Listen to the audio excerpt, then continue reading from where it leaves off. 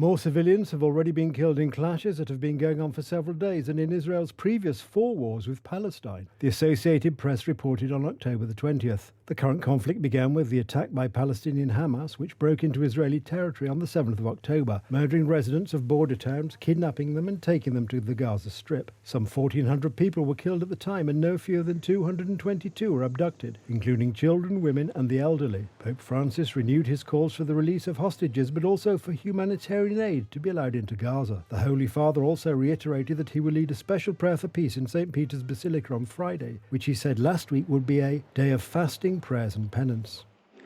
Alla grave situazione in Palestina, in Israele. I am constantly thinking about the serious situation in Palestine and Israel. I encourage the release of hostages and allowing humanitarian aid to Gaza. I continue to pray for those who are suffering and hope to achieve peace in the Middle East, in tormented Ukraine and in other war-torn regions.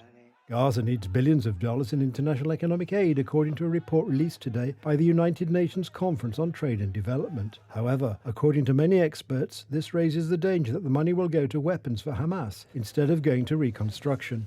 What is being destroyed is the stock of capital. I mean, it's buildings, it's hospitals. I mean, so trying to make an assessment of that once the fighting has stopped will itself be incredibly difficult. As Mutassim just said, we've seen a quartering, essentially, of aid to the Palestinian economy, not just Gaza, over the last 15, 16 years. So I don't. It's a very difficult to make a proper assessment until things stop. But it's going to be in the billions of dollars. But that there's no doubt.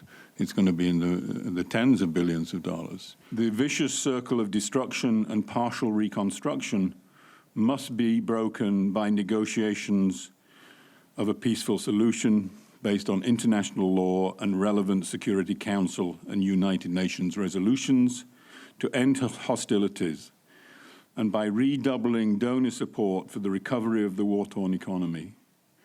While donor aid is important for extending a lifeline to the beleaguered people of Gaza, it should not be viewed as a substitute for ending the blockade and calling on Israel to fulfill its obligations under international law.